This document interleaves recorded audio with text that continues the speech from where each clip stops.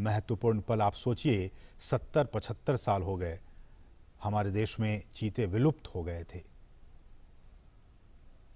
और उस विलुप्ति के बाद कई सालों तक बहुत विचार विमर्श के बाद कि आखिरकार फिर से हमारे जंगलों में कैसे चीतों की वापसी हो सके।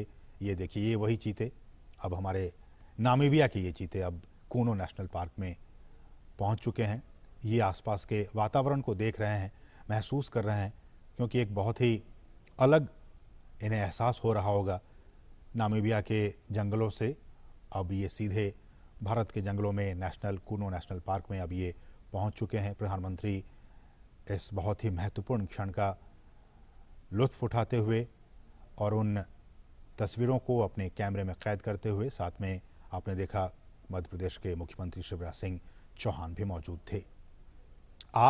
कुल 8 चीतों को हिंदुस्तान लाया गया है। जैसा कि हमने बताया कि इनमें 5 मादा चीता हैं और 3 नर चीता हैं। इन 8 चीतों को आपने देखा, प्रधानमंत्री ने विशेष जो क्रेट्स थे उन क्रेट्स को खोल दिया गया और फिर वो सभी 8 चीते अब मुक्त हो चुके हैं। लेकिन ये अभी जंगलों में नहीं जाएंगे, ये एक बहुत ही ख़ास एरिया बनाया गया है।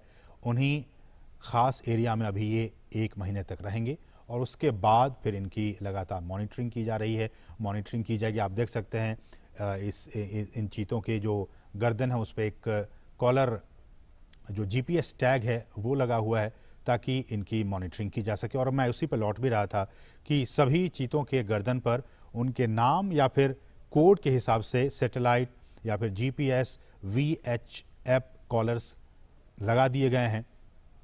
और इसी नेशनल पार्क में जो हम आपको दिखा रहे हैं, ये कूनो राष्ट्रीय उद्यान, कूनो नेशनल पार्क, इसमें एक डेटा डाउनलोड फैसिलिटी सेंटर बनाई गई है और इस इक्विपमेंट को, रेडियो टेलीमेट्री इक्विपमेंट को खरीदने और फैसिलिटी बनाने की सारी प्रक्रिया 4 से 6 महीने में पूरी कर ली जाती है। और ये जो आप देख रहे हैं इनके गर्दन में, इनको वहीं पे इन चीतों को लाने से पहले ही इनको नामीबिया पहुंचा दिया गया था और फिर इन्हें ये तमाम जो कॉलर हैं RF ये कॉलर, इनको लगाकर ही इन्हें लाया गया है। रेडियो कॉलर हैं इन्हें, और इनकी ताकि इनकी जो ट्रैकिंग है, इनकी निगरानी वो हो सके रेडियो कॉलर के ज़रिए। और फिर इन्हें हम जैसे कि बता रहे हैं कि इनको आइसोलेशन में रखा जाएगा और फिर इन्हें जंगलों में मुक्त किया जाएगा। तो ये कुछ अहम बातें हमने आपको बताई कि किस तरह से वहाँ पे इन्हें पकड़ा गया और फिर उनके बाद उनको जो तमाम रूल्स एंड रेगुलेशंस हैं उनके ज़रिए इन 8 चीतों को भारत लाया गया है। 70 साल पहले हमारे देश में बहुत सारी चीते हुआ करते थे, लेकिन किन्हीं न किन्हीं वजहों से वो सारे विलुप्त होते चले गए। कुछ अवैध शिकारियों के शिकार बन गए। एक भी हमारे देश में चीता नहीं बचा, लेकिन सरकार लगातार कई सालों से प्रयास कर रही थी कि हम जो हैं वो इन चीतों को वापस से एक बार फिर से लाएं, चूँकि पारिस्थितिकी तंत्र भारत का भी बहुत बेहतर है। और जैसे कि हमने कहा कि नामीबिया के जो वैज्ञानिक थे वो महीनों तक यहाँ पे आते रहे, जाते रहे और यहाँ का जो भूवैज्ञानिक स्थिति है, यहाँ की जो जलवायु है, उनका उन्होंने अध्ययन किया और अध्ययन करने के बाद ही वो इस नतीजे पर पहुँचे कि इन तमाम चीतों को मध्य प्रदेश में जो कूनो नेशनल पार्क है, वहाँ की जो स्थिति है, परिस्थिति है, जलवायु है, उसके हिसाब से छोड़ना ज़्यादा उचित होगा। तो उसके बाद ही ये फैसला लिया गया। और हमने आपको बताया कि इन तमाम चीतों के गर्दन में रेडियो कॉलर लगे हुए हैं ताकि इनकी मॉनिटरिंग की जा सके। और विशेष हमने बताया कि आपको चिनूक हेलीकॉप्टर के ज़रिए इनको यहाँ पे लाया गया और प्रधानमंत्री मोदी आप देख सकते हैं इनको विशेष जो क्रेट्स थे उनको खोलकर और प्रधानमंत्री ने इनको खुद वहाँ मुक्त किया। वो वहाँ पे अब विचरण कर रहे हैं। जो चीता प्रोजेक्ट है, अगर मैं इसकी बात करूं, ये भी बहुत महत्वपूर्ण है आपके लिए जानना कि किस तरह से भारत में चीतों को एक बार फिर से बसाने की यहाँ पे कार्य योजना बनाई गई। और इस योजना के तहत 5 साल में देश के कई नेशनल पार्क में ऐसी उम्मीद की जा रही है, जो हमारे वैज्ञानिक हैं, जीव वैज्ञानिक हैं, उनकी तरफ से ये कहा जा रहा है कि अगर ये ट्रांसलोकेशन और यहाँ पे ये सारी चीज़ें सही अनुमान के मुताबिक प्लानिंग के हिसाब से सब कुछ ठीक रहा तो आने वाले 5 से 10 साल में इनके ज़रिए और भी जो बच्चे होंगे उनको ऐसे उम्मीद की जा रही है कि 40 से 50 चीते पैदा होंगे और फिर उनको देश के अलग अलग नेशनल पार्क में फिर उन्हें बसाया जाएगा। बहुत ही महत्वपूर्ण, अभी तो सिर्फ ये 8 चीते कूनो नेशनल पार्क में आए हैं, लेकिन इन के बाद इनकी जब आबादी बढ़ेगी, ऐसी उम्मीद की जा रही है कि 40 से 50 के तादाद में इनकी आबादी होगी आने वाले 5 सालों में। तो उसके बाद इनको फिर देश के अलग अलग नेशनल पार्क में फिर इन चीतों को बसाने का काम किया जाएगा। और इस कार्य योजना के जरिए जैसा कि हम कह रहे हैं कि भारत एक बार फिर दुनिया के सबसे तेज रफ्तार वाले जानवर चीता का घर अब बनने जा रहा है और भारत सरकार ने चीतों को फिर से देश के जंगलों में लाने का काम किया है, बहुत ही महत्वपूर्ण काम किया है। और प्रधानमंत्री जैसा कि आप देख सकते हैं कितने उत्साहित हैं, खुद कैमरे के जरिए उन तस्वीरों को कैद करने की कोशिश कर रहे हैं। प्रधानमंत्री खुद भी चीतों को देश में लाने और इसे बसाने में निजी, बिल्कुल पर्सनल लेवल पे निजी रुचि दिखा रहे थे और उसी का नतीजा है कि आज ये 8 चीते अब हिंदुस्तान की सरजमी पर पहुंच चुके हैं। ये हम आपको बताएं, चीता आपने भी देखा होगा तमाम टेलीविजनों के जरिए, नेशनल ज्योग्राफिक पे, एनिमल प्लैनेट चैनल पे, कि किस तरह से ये जंगलों में रहता है और ये एक मांसाहारी जानवर होता है। भारत से इसका लगभग 70-75 साल पहले खात्मा हो गया था और कहा जाता है कि अवैध शिकार जो रहा वो एक बहुत अहम वजह रहा इनके एक्सटिंक्ट होने के, इनके विलुप्त होने के। ज़्यादा शिकार, और ये भी कहा जाता है कि जो चीतों का जो नेचुरल हैबिटेट था उनको भी काफ़ी नुकसान पहुंचा था, इसलिए धीरे धीरे विलुप्त हो गए। बहरहाल देश में चीतों को फिर से लाया गया है और हमारे जो जंगल हैं उनका जो इकोसिस्टम है, उनका जो पारिस्थितिकी तंत्र है, ये अब उनके लिए वरदान साबित हो सकता है। जैसा कि हम सभी जानते हैं कि ये जो जानवर है, ये जो चीता है, वो खुले मैदानों में रहते हैं। उनका आवास मुख्य रूप से वहीं होता है जहां उनके लिए शिकार अच्छी खासी तादाद में मौजूद होते हैं। घास के मैदान हो, झाड़ियाँ हों, खुले जंगल हों, अर्ध शुष्क वातावरण और थोड़ा सा ज़्यादा तापमान उनके लिए सही होता है। तो थोड़ा ज़्यादा तापमान हो, हम जानते हैं कि मध्य प्रदेश का ये इलाका ज़्यादा तापमान इनका रहता है यहाँ पे 12 महीने, इसलिए भी हमारे जो वैज्ञानिक हैं उन्होंने कहा कि ये काफ़ी उचित होगा यहाँ पे इन्हें रखना।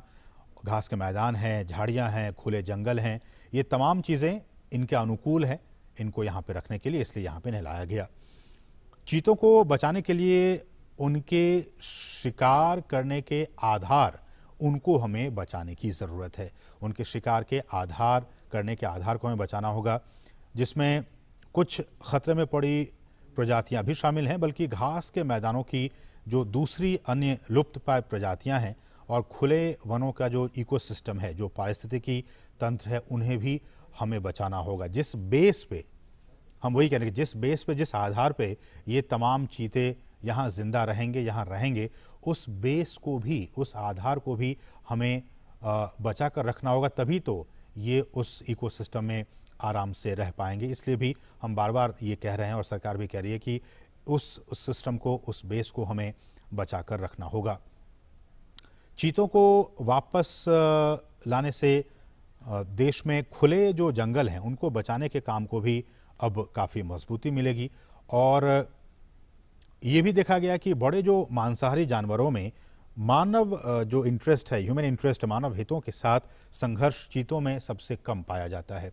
दूसरे जो ऐसे वाइल्ड एनिमल्स होते हैं उनके साथ मैन एनिमल कॉन्फ्लिक्ट होते रहते हैं, अक्सर होते रहते हैं, लेकिन चीतों के साथ ऐसा नहीं है। चीतों के साथ जो मैन एनिमल कॉन्फ्लिक्ट है वो बाकी जो ऐसे एनिमल्स हैं, वाइल्ड एनिमल्स हैं, उनके मुकाबले काफ़ी कम ऑब्जर्व किया गया है, काफ़ी कम देखा गया है। वो सामान्यतया मनुष्यों के लिए खतरा नहीं होते हैं और जो बड़े पशु हैं उन पे भी वो सामान्यतया हमला नहीं करते हैं। और wild life trust of India ने इसकी शुरुआत की थी कि किस तरह से इसको लाया जाए, और दुनिया भर के विशेषज्ञों, पर्यावरण, वन और जलवायु परिवर्तन मंत्रालय सहित भारत सरकार के कई अधिकारियों, राज्य सरकार के अधिकारियों ने इसके लिए कई दौर की बैठकें की। भारत सरकार के अधिकारी, मध्य प्रदेश सरकार के अधिकारी, वन विभाग के अधिकारी, नामीबिया से जुड़े अधिकारी, इन तमाम अधिकारियों की कई महीनों से लगातार बैठकें हो रही थी ताकि ये सारा जो काम है वो बहुत ही इजी वे में हो सके।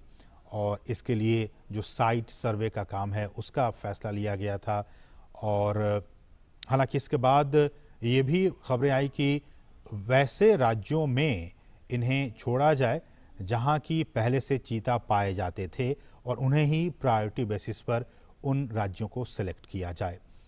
तो उसके बाद नाम आया, गुजरात का नाम आया, राजस्थान का नाम आया, छत्तीसगढ़ का नाम आया, मध्य प्रदेश का नाम आया कि ये ऐसे राज्य हैं जहां की आज से 70 साल पहले चीता पाए जाते थे। अब हमारे जो वैज्ञानिक थे, हमारे जो अधिकारी थे, उनके मन में ये आया कि फिर अब इन तमाम जो राज्य हैं, गुजरात, राजस्थान, छत्तीसगढ़, मध्य प्रदेश, ये तमाम राज्यों में से नामीबिया से जो चीते लाए जाएंगे उनके लिए सबसे मुफीद, सबसे एडेप्टेटिव एटमॉस्फेयर कहाँ होगा जहाँ कि वो अपने आप को अच्छे से ढाल सकें। तो फिर जीव विज्ञानियों ने ये फैसला लिया कि इनके लिए मध्य प्रदेश ही सबसे उपयुक्त जगह है। मध्य प्रदेश का कूनो राष्ट्रीय उद्यान सबसे उपयुक्त जगह है जहाँ की इसे रखा जा सकता है, छोड़ा जा सकता है। तो उसके बाद ही यह फैसला लिया गया और फिर नामीबिया से हमने बताया कि किस तरह से इन 8 चीतों को यहाँ पे लाया गया है। अधिकतम दूरी आपने देखा होगा नेशनल ज्योग्राफिक चैनल पे या फिर एनिमल प्लैनेट चैनल पे, किस तरह से ये कितनी स्पीड में इस पृथ्वी पर अगर सबसे स्पीड में अगर दौड़ने वाला कोई प्राणी है तो वो चीता है। अधिकतम गति इसकी 450 मीटर तक ही दौड़ सकता है, लेकिन 1 मिनट में बहुत ज़्यादा स्पीड में ये दौड़ता है। 450 मीटर तक दूरी तक ये दौड़ सकता है अधिकतम गति से। और कहा जाता है कि दौड़ने के दौरान चीते के शरीर का जो तापमान है वो काफ़ी ज़्यादा बढ़ जाता है, इसलिए ये बहुत दूर तक नहीं दौड़ पाते हैं। बहुत स्पीड में दौड़ पाते हैं लेकिन बहुत दूर तक नहीं दौड़ पाते हैं, क्योंकि इससे इनके शरीर का जो हीट है वो काफ़ी बढ़ जाता है। और कहा जाता है कि जो तापमान है इनके शरीर का वो करीब 2.5 डिग्री सेल्सियस तक बढ़ जाता है। और ऐसे में जो इनका जो दिमाग होता है, ब्रेन, वो इस बढ़ी हुई गर्मी को सहन नहीं कर पाता है, झेल नहीं पाता है और वो अचानक ही दौड़ना बंद कर देता है। आपने देखा होगा तमाम जो प्रोग्राम्स बनते रहते हैं उसके ज़रिए, और ये 1 मिनट तक किसी भी शिकार का पीछा करता है और अगर वो नहीं मार पाता है तो फिर ये उसका पीछा करना छोड़ देता है। तो ये कुछ अहम बातें, हालांकि आप इसके बारे में जानते होंगे। एक बार फिर से हम आपको बता दें कि ये जो चीते लाए गए हैं उनमें से 3 नर हैं और 5 मादा हैं। 2 नर चीतों की उम्र जो है वो 5.5 साल के आसपास है और कहा जाता है कि दोनों भाई हैं। इनमें भी काफ़ी कुछ ये बातें काफ़ी महत्वपूर्ण रखती हैं कि इनके आपस के संबंध कैसे हैं। कई बार ये आपस में एक दूसरे को भी दुश्मन समझ बैठते हैं। तो कहा जा रहा है कि जिन चीतों को लाया गया उसमें से 2 जो नर हैं वो आपस में भाई हैं और दोनों नामीबिया के ओडजीवारेंगो, अगर मैं प्रोनाउंसिएशन ठीक से नहीं कर पा रहा हूँ तो मुझे माफ़ कीजिएगा, ओडजीवारेंगो स्थित जो निजी रिजर्व फॉरेस्ट हैं वहाँ से इन दोनों भाइयों को लाया गया है, 2 नर चीतों को लाया गया है। जो तीसरा नर है उसकी उम्र 4.5 साल है। इसका मतलब कि ये जो 2 नर हैं जिनकी उम्र 5.5 साल, उनसे ये थोड़ा छोटा है, 4.5 साल इसकी उम्र है और इसे नामीबिया के एरिंडी प्राइवेट गेम रिजर्व से लाया गया है। और 5 मादा चीतों में से एक 2 साल का है, 2 साल की है, एक 2.5 साल की है, एक 3 से 4 साल की, तो 2 जो है वो 5-5 साल की हैं। तो 2 जो मादा चीता है वो 5-5 साल की उनकी उम्र है और एक 2 साल की है, एक 2.5 साल की और एक जो है वो 3 से 4 साल के बीच की इनकी उम्र है। और जैसा कि हमने कहा कि ये 30 दिनों तक पीएम मोदी ने 3 चीतों को पार्क में छोड़ दिया है। ये हम आपको ताज़ा अपडेट बता रहे हैं। 8 में से 3 चीतों को पार्क में छोड़ा जा चुका है। प्रधानमंत्री नरेंद्र मोदी ने बाड़े में छोड़े गए इन चीतों की तस्वीरें ली, आपने देखा इन तस्वीरों के ज़रिए। और कूनो जबकि अब ये पहुंच चुके हैं, 30 दिनों तक ये क्वारंटीन रहेंगे और उसके बाद फिर उनके स्वास्थ्य और बाकी जो एक्टिविटीज़ हैं उन पर लगातार नज़र रखी जा रही है, आगे भी नज़र रखी जाएगी।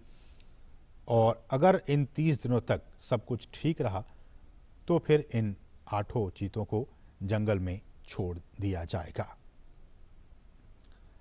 और कूनो, ये भी जैसा कि हमने कहा कि चीतों के लिए कूनो नेशनल पार्क क्यों ही इसी पार्क को क्यों चुना गया। हालांकि हमने कहा कि गुजरात भी पहले वहाँ पे चीते पाए जाते थे और बाकी जो राज्य मध्य प्रदेश की बात हो, छत्तीसगढ़ की बात हो, ये सारे क्लाइमेट के हिसाब से, इनके रहन सहन के हिसाब से वो सारी चीज़ें मुफीद थी। लेकिन बावजूद इसके कूनो नेशनल पार्क क्यों चुना गया, तो ऐसा कहा जाता है कि करीब 1 दशक पहले गिर के जो एशियाई शेर हैं उनको यहाँ तैयार किया गया था लाने के लिए।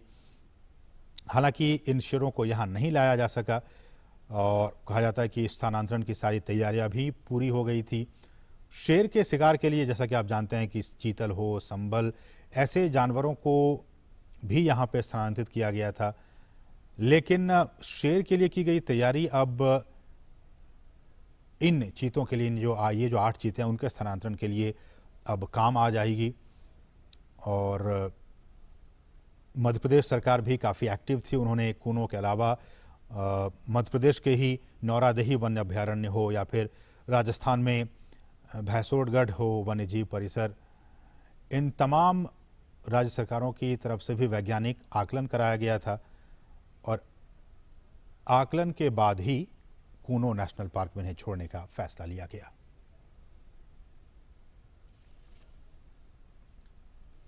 और भारत में 7 दशक के बाद चीतों की वापसी के ऐतिहासिक अवसर पर आइए सुनते हैं प्रधानमंत्री का ये बहुत ही खास संदेश।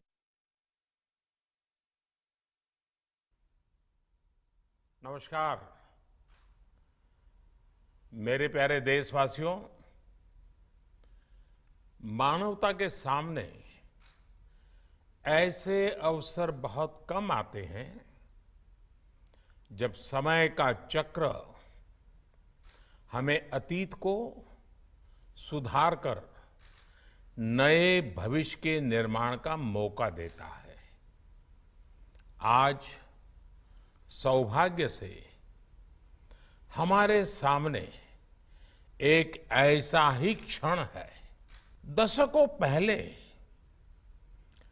जैव विविधता की सदियों पुरानी जो कड़ी टूट गई थी, विलुप्त हो गई थी, आज हमें उसे फिर से जोड़ने का मौका मिला है।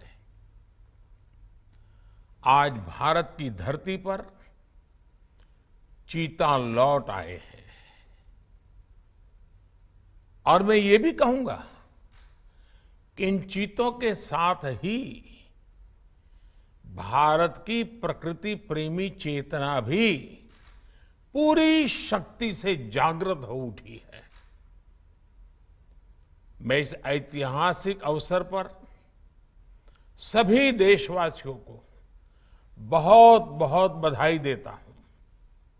विशेष रूप से मैं हमारे मित्र देश नामीबिया और वहां की सरकार का भी धन्यवाद करता हूं, जिनके सहयोग से दशकों बाद चीते भारत की धरती पर वापस लौटे हैं। मुझे विश्वास है ये चीते न केवल प्रकृति के प्रति हमारी जिम्मेदारियों का बोध कराएंगे, बल्कि हमारे मानवीय मूल्यों और परंपराओं से भी अवगत कराएंगे। साथियों, जब हम अपनी जड़ों से दूर होते हैं तो बहुत कुछ खो बैठते हैं। इसलिए ही आजादी के इस अमृत काल में हमने अपनी विरासत पर गर्व और गुलामी की मानसिकता से मुक्ति जैसे पंच प्राणों के महत्व को दोहराया है। पिछली सदियों में हमने वो समय भी देखा है जब प्रकृति के दोहन को शक्ति प्रदर्शन और आधुनिकता का प्रतीक मान लिया गया था। 1947 में जब देश में केवल आखिरी 3 चीते बचे थे, तो उनका भी साल के जंगलों में निष्ठुरता व गैर जिम्मेदारी से शिकार कर लिया गया। ये दुर्भाग्य रहा कि हमने 1952 में चीतों को देश से विलुप्त तो घोषित कर दिया, लेकिन उनके पुनर्वास के लिए दशकों तक कोई सार्थक प्रयास नहीं हुआ। आज आजादी के अमृत काल में अब देश नई ऊर्जा के साथ चीतों के पुनर्वास के लिए जुट गया है। अमृत में तो वो सामर्थ्य होता है जो मृत को भी पुनर्जीवित कर देता है। मुझे खुशी है कि आजादी के अमृत काल में कर्तव्य और विश्वास का ये अमृत हमारी विरासत को, हमारी धरोहरों को और अब चीतों को भी भारत की धरती पर पुनर्जीवित कर रहा है। इसके पीछे हमारी वर्षों की मेहनत है। एक ऐसा कार्य राजनीतिक दृष्टि से जिसे कोई महत्व नहीं देता, उसके पीछे भी हमने भरपूर ऊर्जा लगाई। इसके पीछे एक विस्तृत चीता एक्शन प्लान तैयार किया गया। हमारे वैज्ञानिकों ने लंबी रिसर्च की, साउथ अफ्रीकन और नामीबियाई एक्सपर्ट के साथ मिलकर काम किया। हमारी टीम्स वहां गई, वहां के एक्सपर्ट भी भारत आए। पूरे देश में चीतों के लिए सबसे उपयुक्त क्षेत्र के लिए वैज्ञानिक सर्वे किए गए और तब कूनो नेशनल पार्क को इस शुभ शुरुआत के लिए चुना गया। और आज हमारी वो मेहनत परिणाम के रूप में हमारे सामने है। साथियों, ये बात सही है कि जब प्रकृति और पर्यावरण का संरक्षण होता है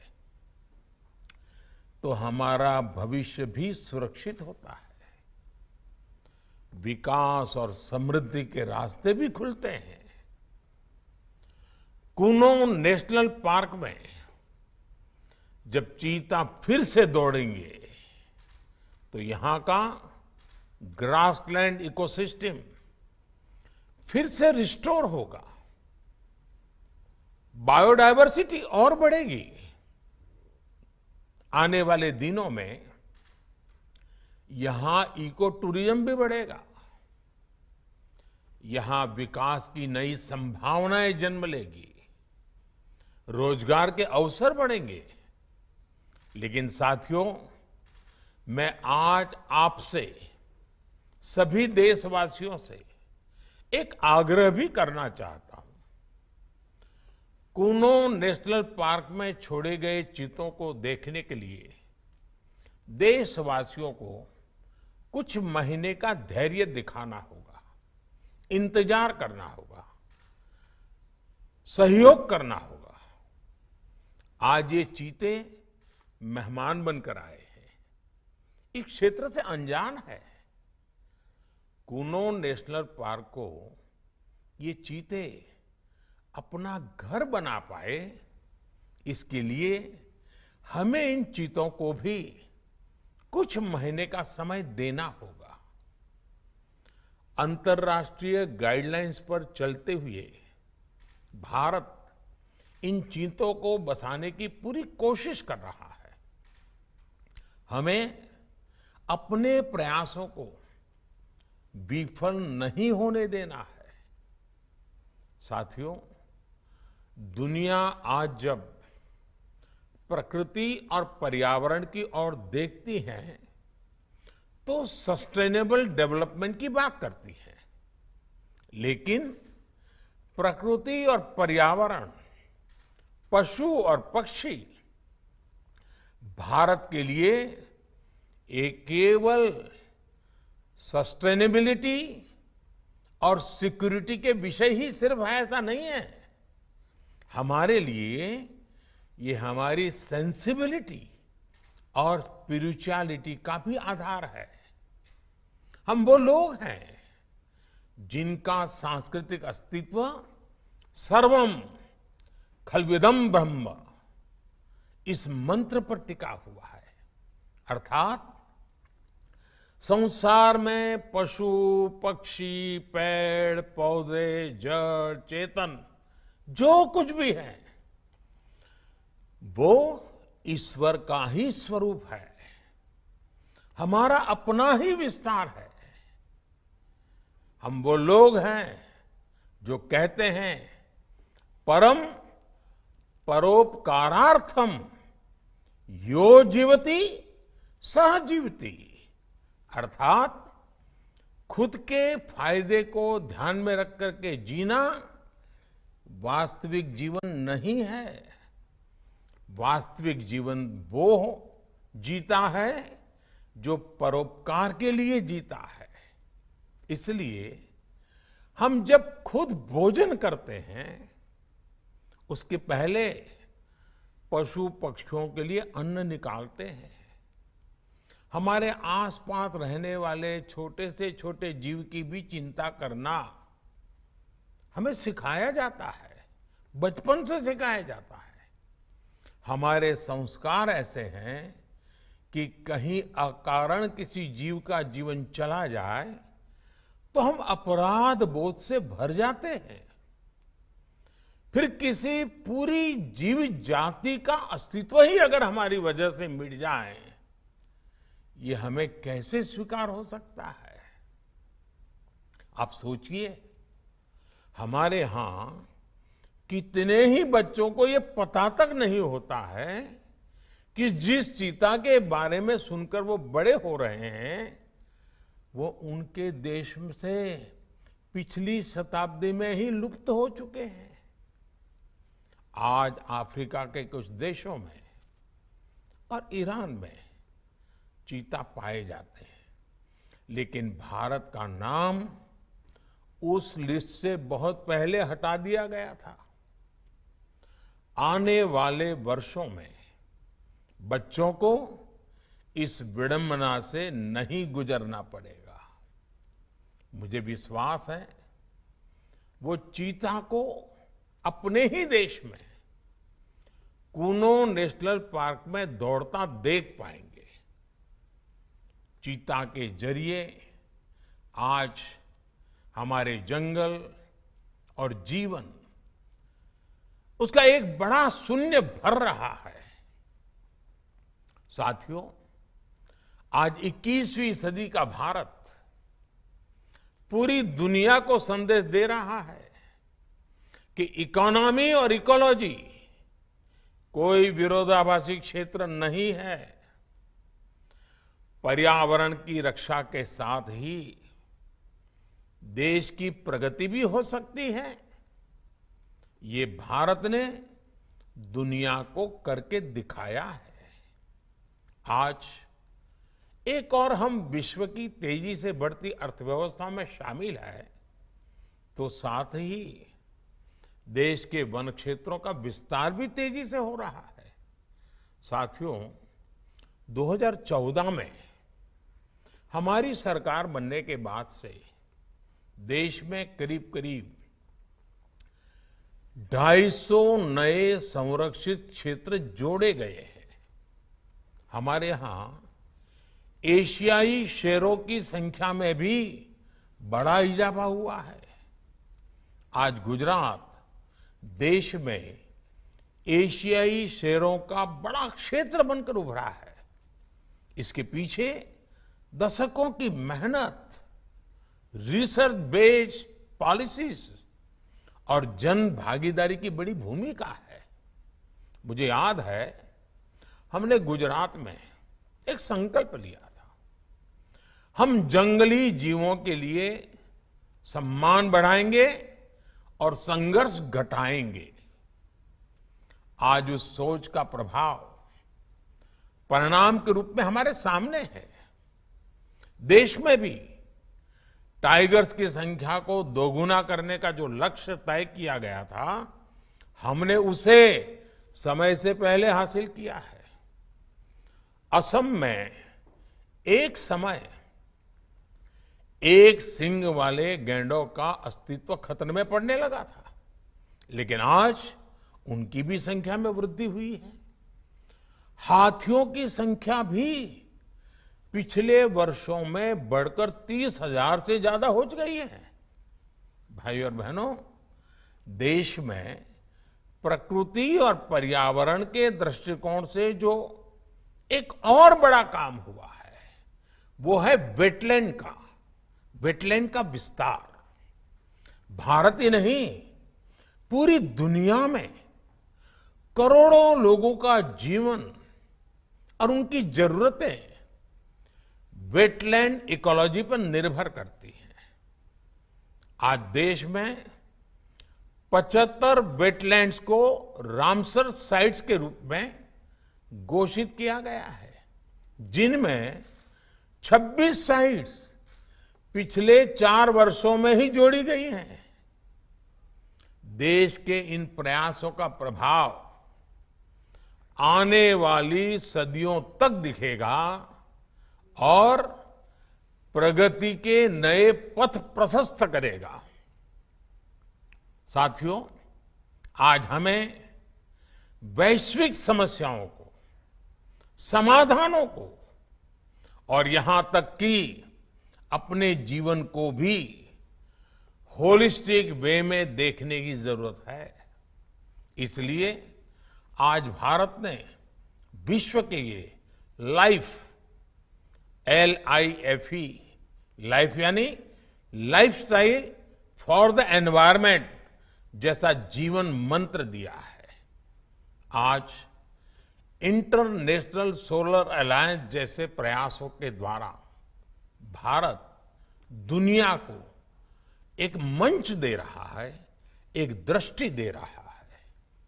इन प्रयासों की सफलता दुनिया की दिशा और भविष्य तय करेगी। इसलिए आज समय है कि हम ग्लोबल चुनौतियों को दुनिया की नहीं, अपनी व्यक्तिगत चुनौती भी माने। हमारे जीवन में एक छोटा सा बदलाव पूरी पृथ्वी के भविष्य के लिए एक आधार बन सकता है। मुझे विश्वास है भारत के प्रयास और परंपराएं इस दिशा में पूरी मानवता का पथ प्रदर्शन करेगी, बेहतर विश्व के सपने को ताकत देगी। इसी विश्वास के साथ आप सभी को इस मूल्यवान समय पर, ऐतिहासिक समय पर बहुत बहुत धन्यवाद देता हूं, बहुत बहुत बधाई देता हूं।